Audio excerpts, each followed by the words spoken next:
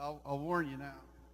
Well, I'm never on this end of things. Let me see if I can get this thing to operate.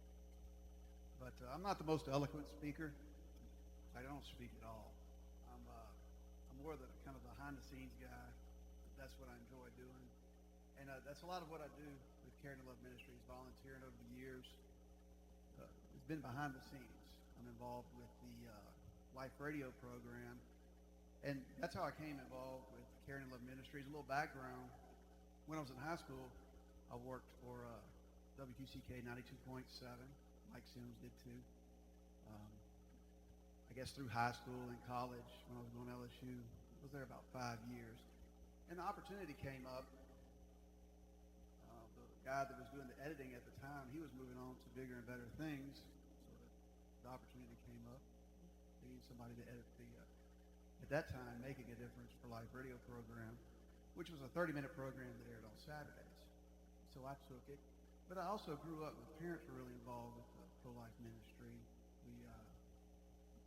There was various Operation Rescue events, the heartbeat rallies, and things like that. And even the Caring To Love Ministries. I remember at 12, I think Cal Thomas was the guest speaker at one of the Caring To Love Ministries banquets. So I heard that. So early on, I got involved, and it kind of helped me push me in that direction, and kind of what I'm helping and volunteer now. And I was really excited, and Deborah and I both were. And Amanda sent us a text yesterday and said, "Hey, would it be a good idea for the youth to sit in?" And I said, "I think it'd be a great idea." And all that to say, when I was in high school, when I got started, just doing volunteering. Deborah will probably share more. She got involved with counseling all when she was 16. And then I had a cousin when we were in high school. She also counseled at the Care Pregnancy Clinic. And at that time, she was able to go places that, not the older adults that you guys go. And there was some young girls pregnant in school, and she really reached out to them. In fact, I was on her Facebook page, seeing things, and one of those girls made a comment. And that's, I'm dating myself now, 20 years ago. But that was back in 94. This is 2014, so it's 20 years. I've been involved with Caring To Love Ministries, and it's been a great experience, and I've enjoyed it. I guess what I want to do is, when I was asked to do this, just share a few things I've learned, maybe some tools to help equip you, when you're out in everyday life, at work. And there's a lot of people that don't understand the issue, or they hear things and there's a lot of false information, and they're not sure how to handle it, register it. And there's been a number of occasions over the years when I've been able just to, just what I've learned, topics over the radio that we've discussed, and been able to share with people. In some cases, several cases, change their minds. And they just said, "Todd, I had no idea." And that's kind of what we want to share. Just kind of maybe put the tools out there so you can see. Many of you do. And that's created a big change, especially a lot of the technological advances that we've seen over the last several years have made a big change in people's hearts, and minds over this situation. But to start it off, we believe life begins at conception. And one of the verses, Jeremiah 1:5, "Before I formed you in the womb, I knew you. And before you were born, I set you apart." Also another verse that I like here, Psalms 127:3, "Behold, children are a gift of the Lord. The fruit of the womb is a reward." And it's a great thing. I've got many rewards at my house. And I love every last one of them. Sometimes we don't see eye to eye, but it's okay. But anyway, I guess defending your position, that's a big thing. Because I've had people tell me, "Well, isn't this and this," and so basically we're going to kind of go through arguing from science, law, and women's rights. I guess some of the things that have changed, in the pro-choice argument, in the last several years, there's been an end to partial birth abortion. It's illegal in all 50 states, which is a good thing. That was just a horrific thing. But also, we're winning in the fact that after 5 months, there's not as many abortions as there used to be. Now, Dorothy interviewed a lady that we had on the radio program, and we discussed this. There are a few places that still do it after 5 months, but not. So, we're beginning to win there because the information is getting out there and people are being educated. So now the pro-choice movement is, their big question is, well, no one knows when life begins. Of course, we believe it begins at conception. But I guess I am by no means a scientific expert, and we've just gathered some information. Deborah and I've worked together just to share with you. Their big thing is it's just a blob of tissue. It's nothing. Nothing happens in the first month. Well, I'm here to tell you there's a tremendous amount. In fact, there is so much that happens in the first month that there's no way it could be just a blob of tissue. And we'll kind of go through that. But basically, the pro-choice movement argues that in cases where human personhood cannot be proven in pregnancies prior to the point of viability, the government does not have the right to impede a woman's right to decide whether or not to continue a pregnancy. Well, here moving on to the scientific data. A zygote. This is after the sperm and egg come together. It splits, and you have the zygote. So one interesting thing in the first 12 to 15 hours, I think it'll split even further, up to 10 to 15 times, and it's continuing to grow. And one of the experts, they call it folding. I'm not a real expert on that. But, the zygote's composed, not confused. It's definitely not confused. I may be confused. But it's composed of, the DNA, everything that's going to make that baby up. The sex of the child, the hair color, eyes, everything. And it's unique in the fact that it's never been like that before. It's unique to that baby, and it'll never be reused again. And it's unique from the mother and father. The zygote acts immediately and decisively to initiate a program of development that will, if uninterrupted by accident, disease, or external intervention, proceed seamlessly through the formation of the definitive body, birth, childhood, adolescence. Basically goes with you all the way through death. And that DNA sticks with you, and it's unique to you. And so that's one of the neat things. In preparing for tonight, I learned a lot from videos and visual, and we found this video. It's Miracle of Life, and it takes you from conception all the way to the birth. There's not going to be any text on the screen or anything, just so you can see what happens. The video was actually 12 minutes long. I sped it up, put it in 5 minutes. So it's going to move kind of quick, but it still gives you a good idea of the rapid growth right after conception. Something to keep in mind while you watch the video: 22 days after conception, the heart chamber is developed and starts beating about 25 days. 32 days, arms and hands are visible. 36 days, primitive vertebra are forming. And one of the, during this, like I said, this early stage, it's rapid development. In that first month, we learned an interesting fact last night. Deborah and I were like, wow, if the child continued to grow at that rate the whole 9 months, the child would be 1.5 tons. So when someone says at the beginning, the first month, nothing's going on, there's so much going on, and that's scientific fact. And in fact, we watched it was more of a liberal, video, but this guy, he called it divinity, but he couldn't deny it. He said, it was real, and it was neat to hear that. Also, just as far as the heart forming, just the heart in that first month, 1 million cells per second forming on the heart. So, it's not just a blob. I mean, those are real neat facts. You share that with somebody, they'll be able to make their mind up that something real and supernatural is going on there. But I think Deborah's in control here.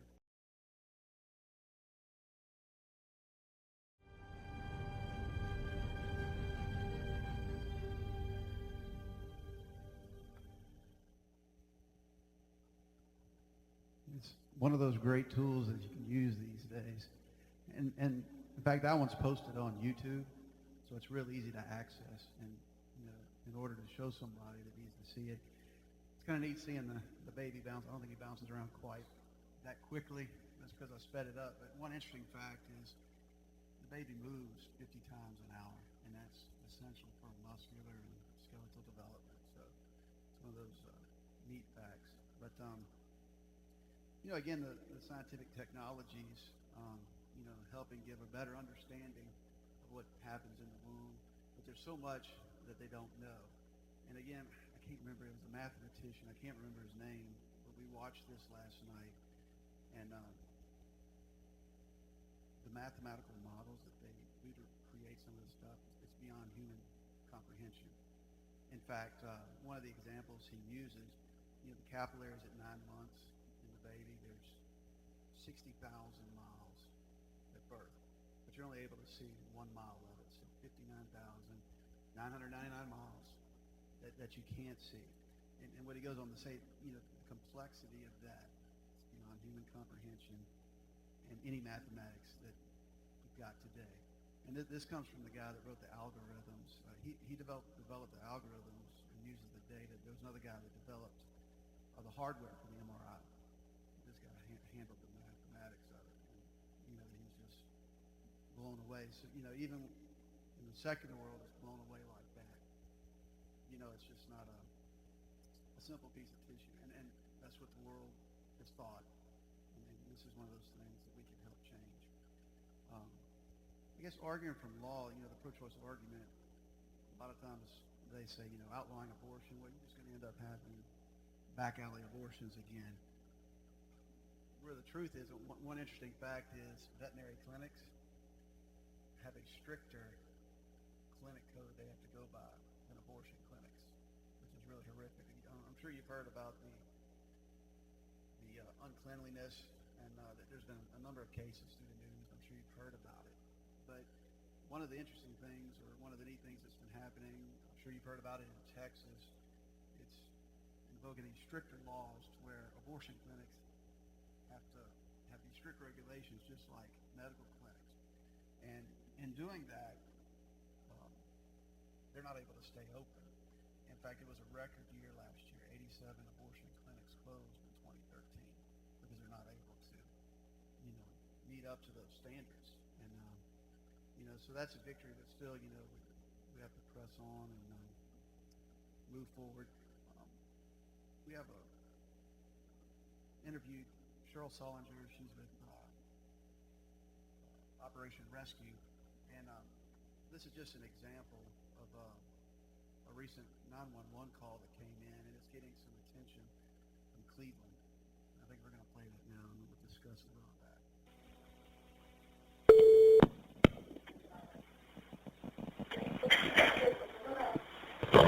Cleveland EMS and Fire, which emergency? We have a patient that's seizing right now. She's on Depakote. We're at 4269 Pearl Road. Okay. Is this the dialysis center? No, it's the Cleveland Surgery Center, abortion clinic. Oh, it's an abortion clinic? Yes, sir.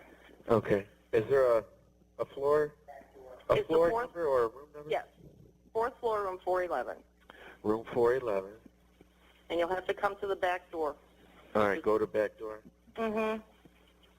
Go down Devonshire, and then there's a little one-way street by the Senior Wellness Center. Okay. I don't know if they've been there before or not. So I'll just give them the directions. Okay. Can I have the phone number you're calling from, please? Sure, 216-272-0666. Okay, are you with the patient? No, I'm not. I can give you to the nurse if you want to talk to her. Sure. Okay, hold on, please. All right. You want to talk to a nurse? You want a nurse? No. Why do you have to do one? Here you go, man. Hello? Yes, hi. Hi, I have a patient here that we just, she's had a abortion.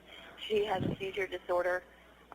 When she's waking up, she seems to be in tonic-clonic. Her lips are blue. She's having difficulty breathing. Okay. She's not responsive. So she's already done having the procedure?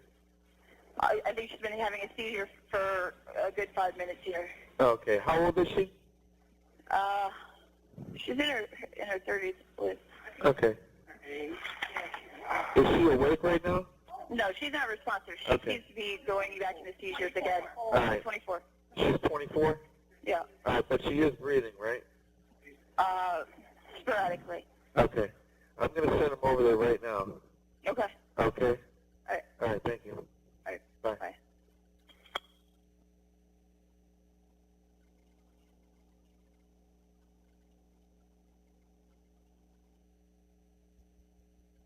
Another interesting fact, the reason why a lot of these abortion clinics are closing, a lot of the doctors go from state to state, and so they're not able to handle the pre-op or the what they call the pre-visit. And what they've been doing or getting away with is they'll record a video thing, and it's just the girl sits there and just sees the doctor talk to her about what's going on. So the doctor never meets; they never see the doctor. Is one of the things. And so it's one of the things we're bringing to light. One interesting thing about this 911 call, and a lot of the videos and the stories that Operation Rescue has gotten and other organizations, is for people that are praying in front of the abortion clinic or doing sidewalk counseling. That's how all these are captured. Otherwise, you'll never hear about it. And you may have heard them say they go to the back door. Look, that's what it happens in most cases. They don't want them taking the girls out the front door because everybody in the waiting room would leave. I'm not going here. I'm not going to stay. So these are some great tools to use, in order to help you speak to someone, help someone make a decision. And usually just pointing them in the right direction really helps them to make a decision for themselves. There's a lot of information. Abortiondocs.org keeps a lot of information. There's a lot of tools, and I don't think I have any of those on the PowerPoint, but we could definitely get those to you.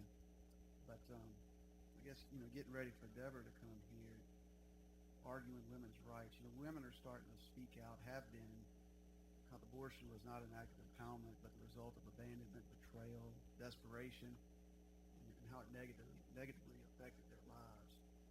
And there's one site, Alan Parker with Texas Justice Foundation. They have an organization now, Operation Outcry, Silent No More. You go to operationoutcry.org. But they have now, it's a little over 4,700 women that now work with them. Alan Parker, he's a lawyer, and they go and handle court cases. And he's handling a court case in Louisiana right now, where the daughter's she's a young girl trying to get an abortion. The parents are trying to stop it. And he handles that thing. But also these women come speak out, speak in court, and tell their story, which is helping. And if you know somebody that needs to come out and wants to share the story, how they can do that, this is a good avenue for them to get involved. But I'm going to end there. I think Deborah's ready. She's going to pick it up from here. She's a whole lot better than me. The better half. Everybody tends to think that I'm a little bit better speaker, but the truth is I'm not at all. I'm sitting here shaking like a leaf back here. Part of it may be because it's just freezing. I don't know if anybody else is as cold as I am, but so I'm hoping standing up here will warm me up and I'll stop the shaking.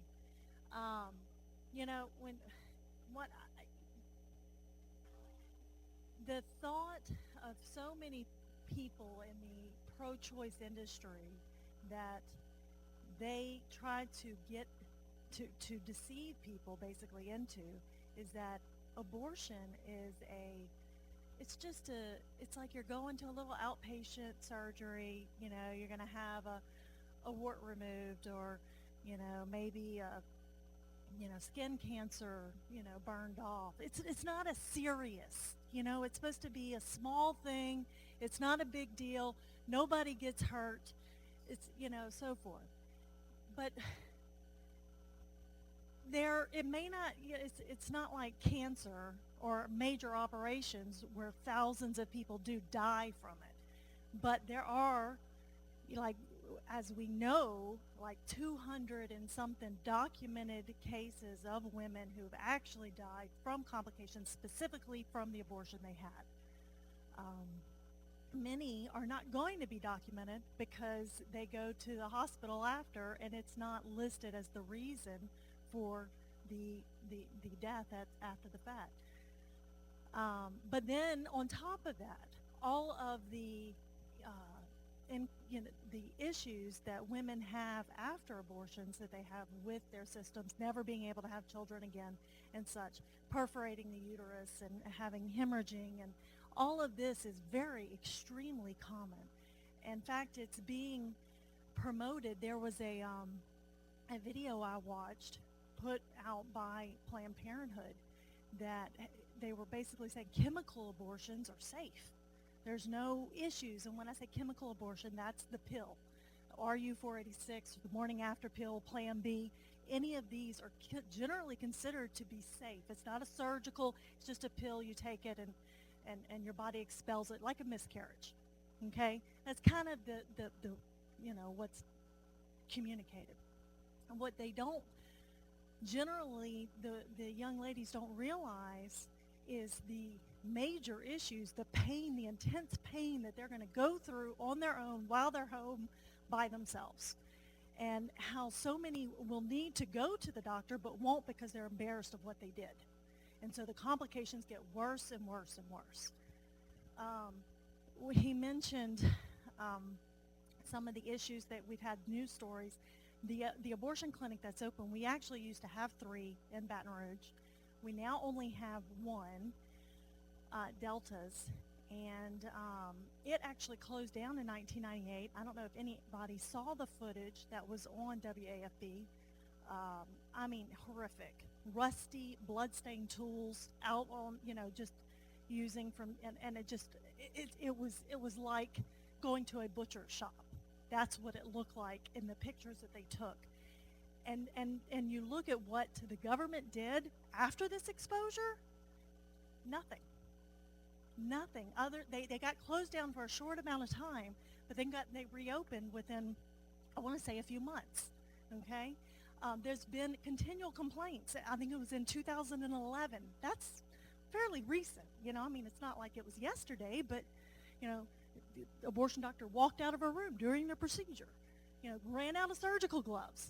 These are things that are still going on, and this is why, we are cracking down. The pro-life industry is cracking down on these type of things, trying to expose, finding when the doctors are under malpractice or being banned from doing it, and they find them doing it. Like there was one guy his license was revoked, and they found him practicing in New Orleans. Okay, it's these kind of things, trying to find it and shutting it down for the safety of women and so forth. So that's just, one of the things that we like to make sure that the young women know and the young men know. This isn't like going and getting your tooth pulled. It is a surgical procedure. There are risks. There are serious risks. And most of these abortion clinics are not equipped. They are not equipped to handle the complications after. Okay, so we wanted to talk about the apologetics. How do you defend yourself? And how real is it in your own heart? Because many times, just as a Christian, just as our Christian walk, when we're growing up, we're getting our own identity of what we believe and everything.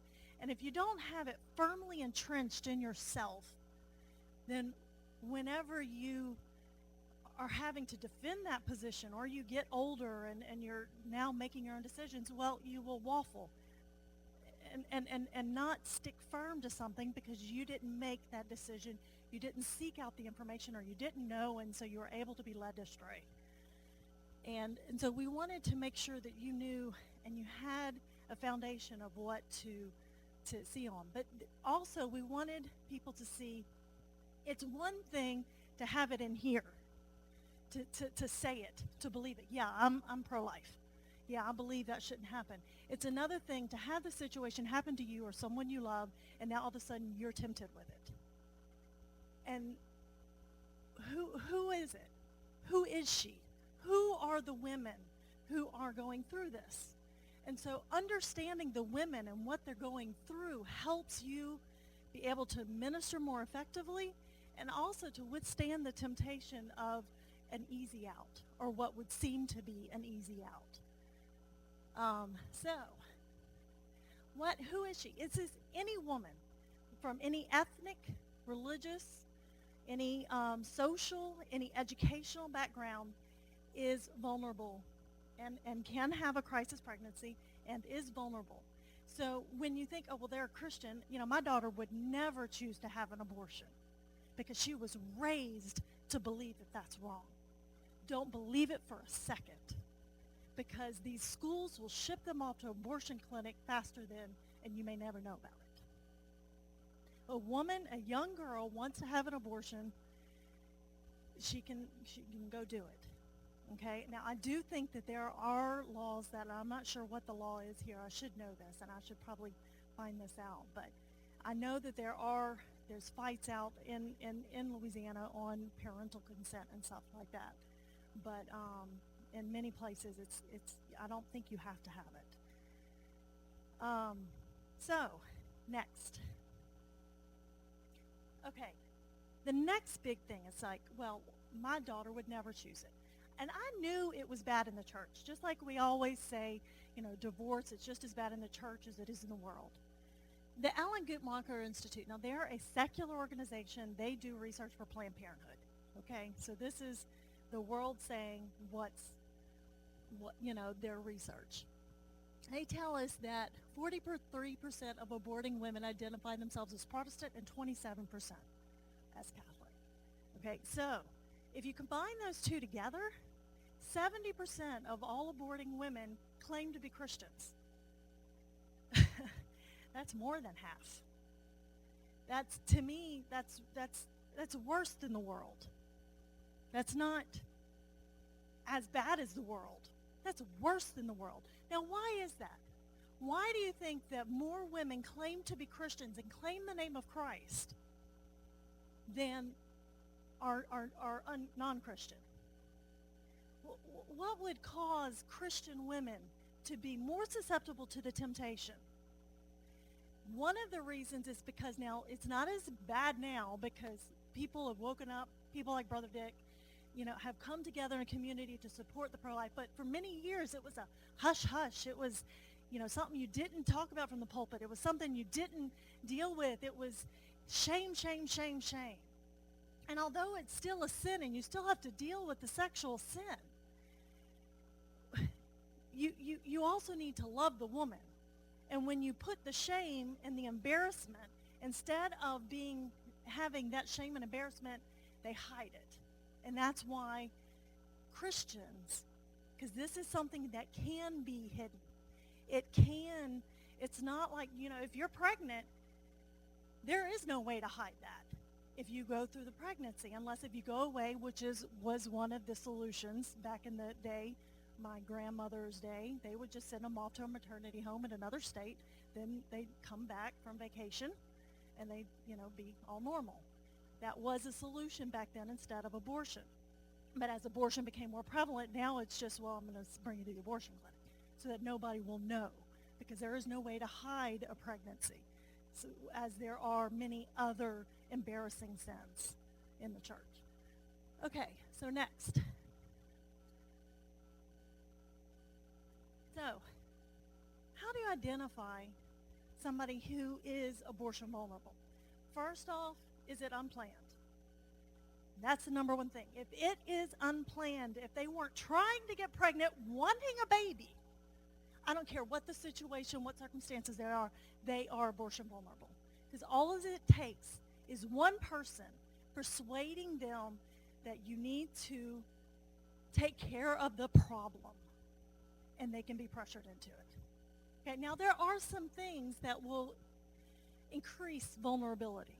Okay, some situations in their life that will make the temptation to take care of the problem a lot more easily. Do they have a history of abortion? Studies show that if they've had one abortion, then they're more likely, if they have another unplanned pregnancy, to have another one.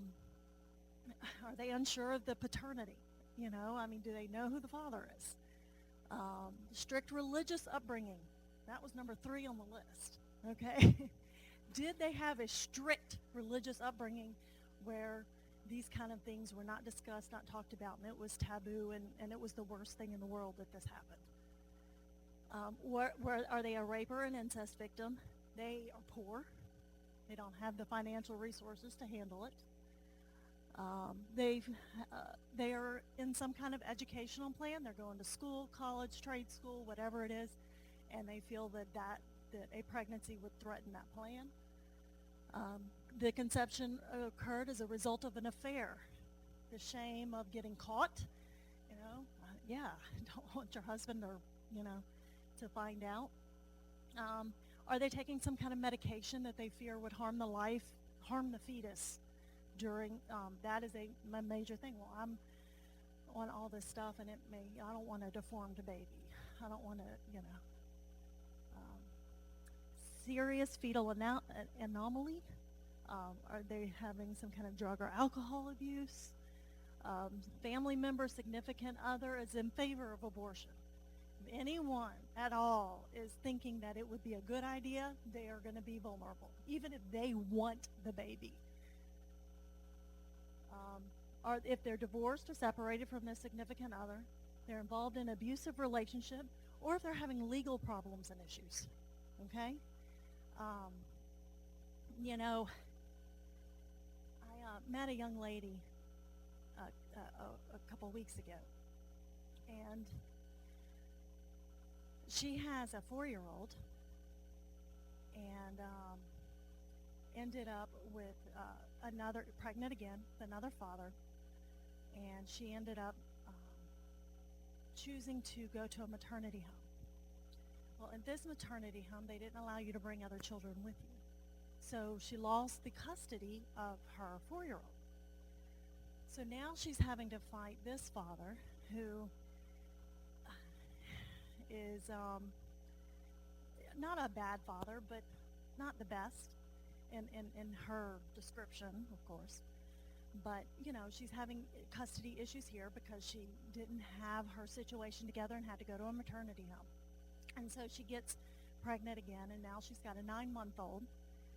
And she's feeling threatened in her current relationship and wants to move out, but feels trapped, doesn't know what to do, because she doesn't have any money and so forth. And we were talking with her, and I was just thinking, she moves out, now she's going to have custody issues with this baby and other things. Well, she could have easily been one of those with the custody issues that she had and the financial issues and all this. Now, she chose life, but she's still in a bind.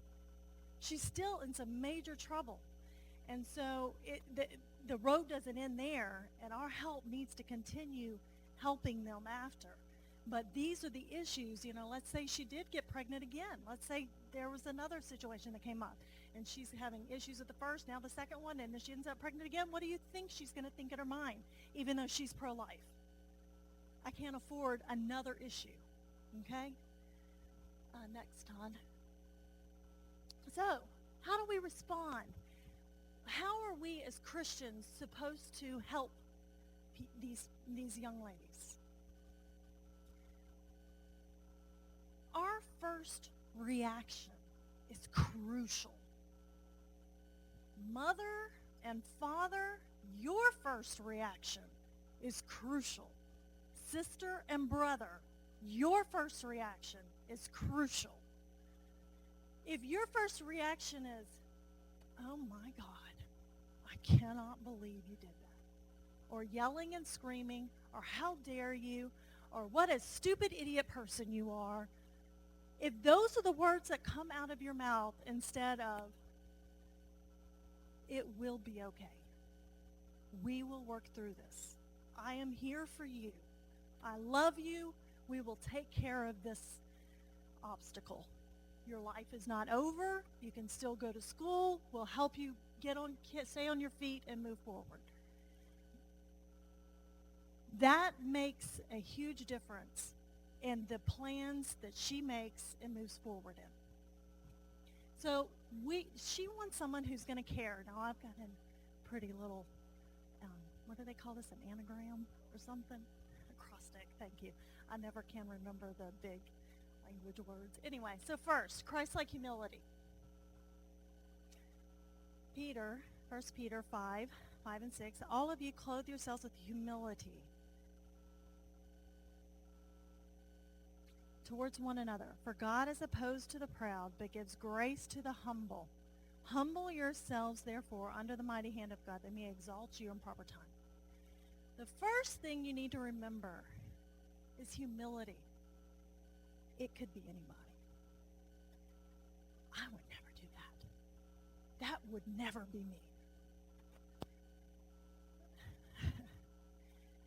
What? And your sin of obesity isn't horrible? And your sin of not controlling your temper isn't horrible? And your sin of anger towards this person isn't horrible? We all have something that we did that was stupid. We all have something that we did that has destroyed our lives. I didn't control myself, and now I blew my whole paycheck. So now I don't have money to pay for groceries to get my food on the table for my kids. Okay? I'm not saying I did that, but yeah. So a woman gets pregnant because she made a bad decision. Okay? It's not the end of the world. It's not. Okay? So the first thing is realizing humility. I'm not better than you are because I managed to get through school not getting pregnant, or not strung out on drugs, or not this or not that. No. We're all sinners brought to Christ through grace. So first, recognize your humility. Recognize your sinful nature. Second is God can use another person just as much as he can use you. But maybe he did bring you to this place for such a time as this.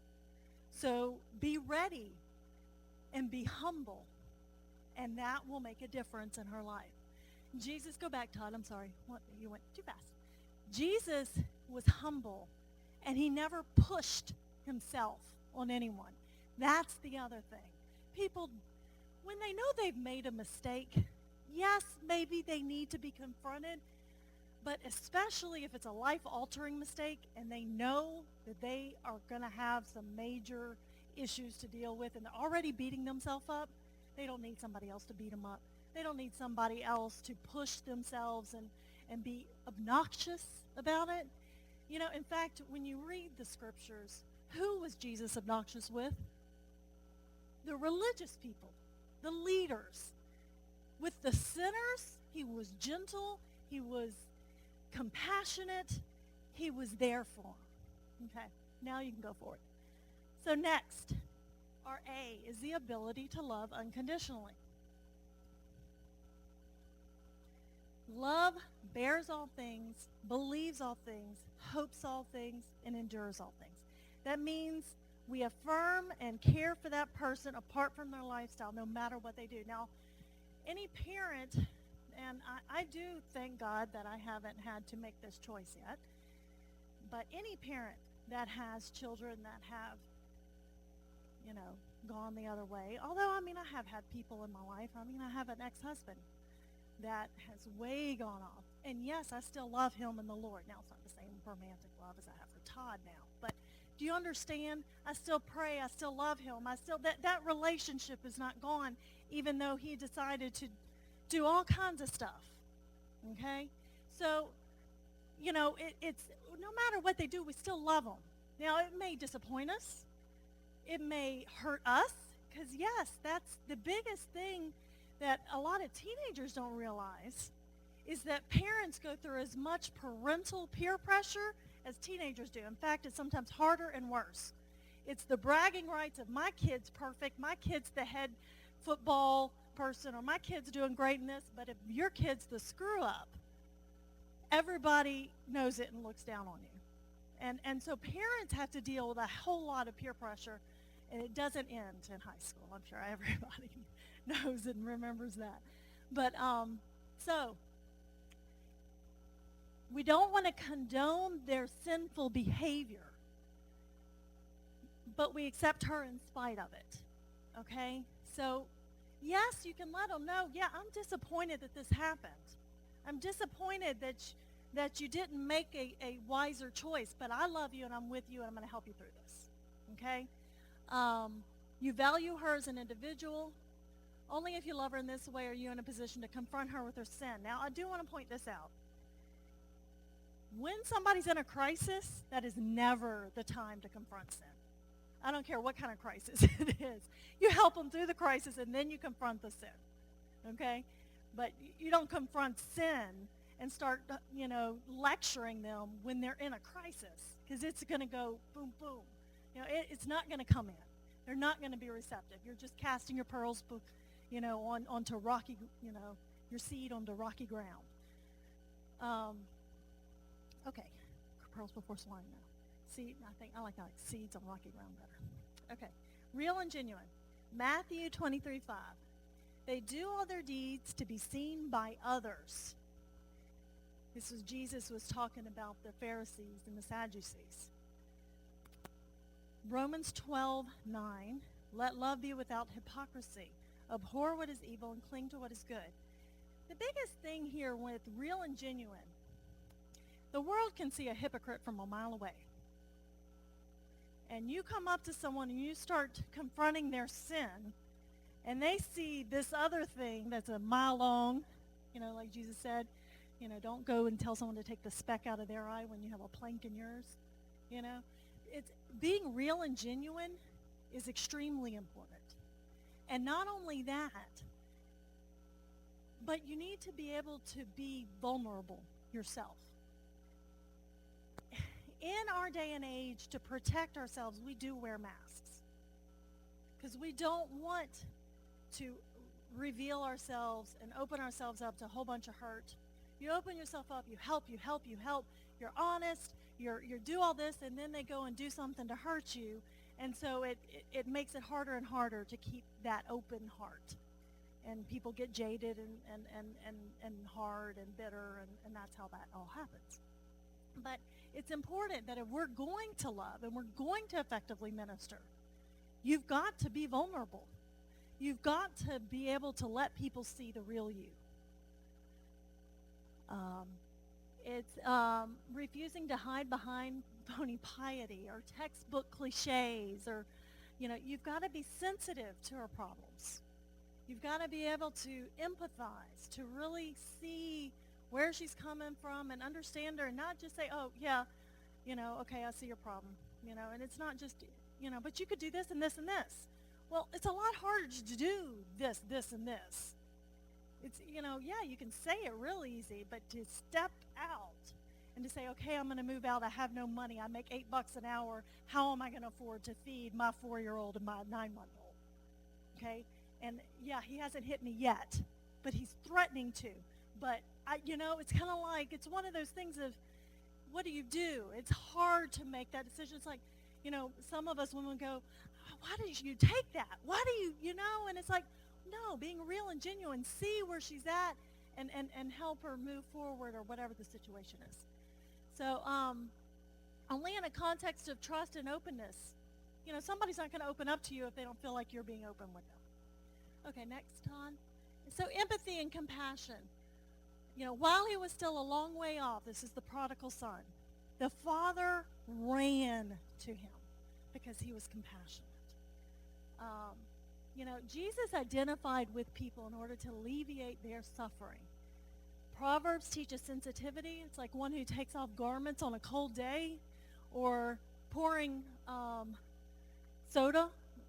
Is it vinegar on soda? That means that pouring vinegar on soda is to cause it to effervesce, and it gets all agitated and all that. Okay. It's like if somebody's really upset, and you've had a bad day, and then your best friend comes in and or just somebody comes in and they're all chipper and cheery, and they don't notice and it can just set you off even further, So we do, as the body of Christ, I cry with you, I hurt with you. When one member of the body suffers, we all suffer. Okay, so opening our eyes to the troubles that are around us so that we can help people through them. Now, I do want to point this out. This is one issue that a lot of people do get in trouble here. Empathy is not the same thing as sympathy, okay? You've got to have a balance between intellectual consideration, which if that's all you have, it comes off as cold and hard. Well, you need to do this, this, this, and this. It's somebody giving them a formula, but there's no heart in it, okay? But then you have the person who's, oh, you poor sweet little thing. I'm so sorry. That horrible man. Oh, gosh, you need to get away from him. How horrible is that? Well, what good is that? You've got to have a balance of both. You've got to have somebody say, okay, yeah, I hear you. I understand. So let's see, what can we do? What options do you have? Let's talk about, what solutions we can come up with. So you have to have a balance of both. Okay.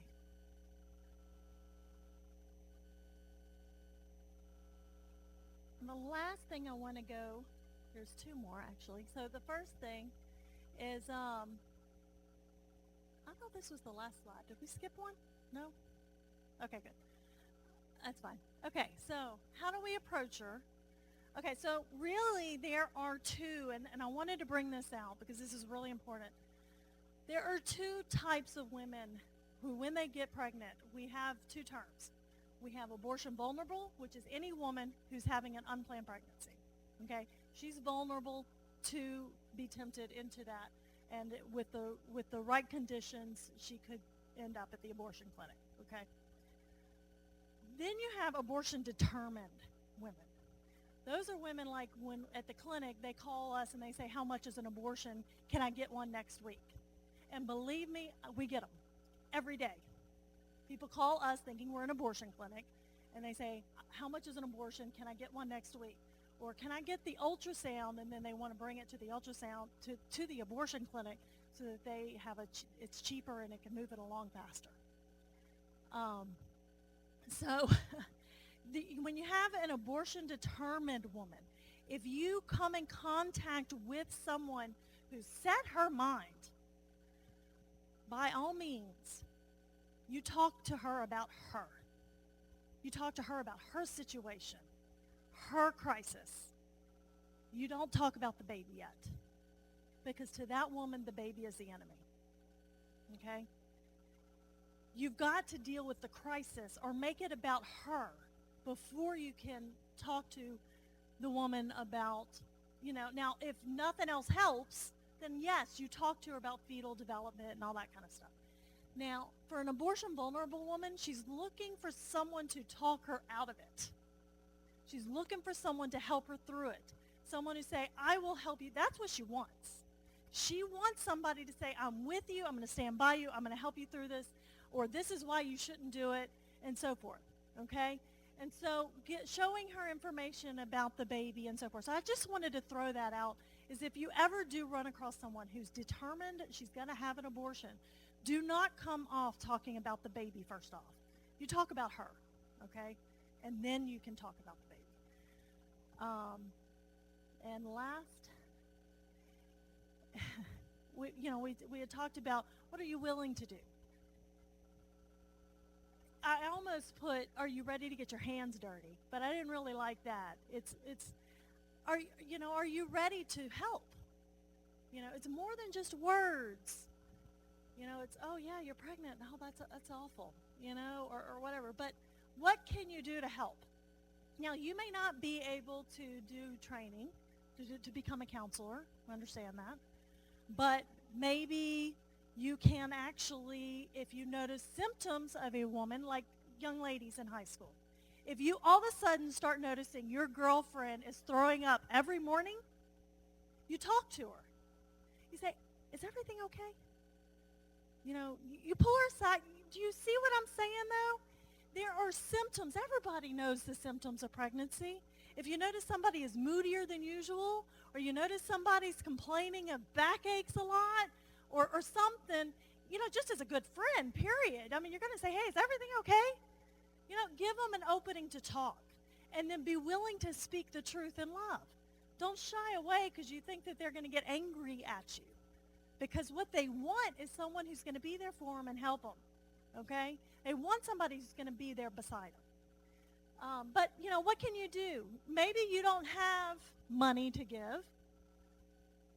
Some people do have finances, and they can help somebody with rent for a month or help somebody with child care or whatever. But maybe you could help them find and apply for, WIC or Medicaid or all the numerous other, and not to mention the numerous, well, there's a food pantry over here, there's a closed maternity closet over here, you see what I'm saying? What are you going to do to help them meet their need, whatever their need is? Talking to them, relationship crisis counseling. Maybe it's just, maybe they need professional counseling, or maybe they just need someone to talk to. And so you're going to let them, you'll be an ear for them for a little while. And then it offers them some good godly advice. Housing, that's a big issue that a lot of these young ladies have, is they're going to be kicked out, or they need to move out, and they don't know what to do, or, whatever. So, so that's really, what I wanted to do. Todd, if you want to, I don't know if you want to say anything else or chime in on anything. It's just, I came up to Brother Dick last month and said, I want to do more with our church than just the occasional, small talk. This is what we do. And I wasn't even really wanting to do this as a Caring to Love, Care Pregnancy Clinic promotion, plug. No, I wanted to do this because this is my heart. And I know there, there's more in the group, like Miss Marianne, she goes out on Thursdays to pray at the clinic. I want to go out there. Now, of course, I work, and other people, we can't all do that. But we can all do something. And maybe it's not something actively in the pro-life ministry, but maybe it's just keeping your eye open, because I'm trying to remember what the statistic was. I want to say it was, oh gosh, I saw it when I was researching this, but it was a high percentage of all pregnancies are unplanned. It wasn't quite half. I want to say it was 40%. And there are so many people, and just because they're married doesn't mean that it's not unplanned as well. There's a whole lot. We're getting more and more women who are calling the clinic. They just had a baby. It's like this second one that's right around the corner is a crisis. Okay? And I had a text. In fact, I put it in one of our email blasts, a long text, and she's talking about her husband. Said, I don't have room in my heart for another baby. So you either get rid of the baby or you get rid of me. And that's what this young wife was dealing with. Or it's a young man who's saying, don't. I want this baby. Let me have this baby. And that happens more often than people realize, is these young fathers who are wanting to be involved, or who are never told and don't ever have the option or the opportunity for that. So I think that's it. If anybody has any questions, I don't know how much time we have left. I don't have a watch on. We kind of wanted to leave it open. If that'll be good. Okay. Wow, how do you follow that? Thank you. Please, man, they're members of our church, and you see the passion and the heart they have. So a great resource. Thank you guys so much. Thank you so much.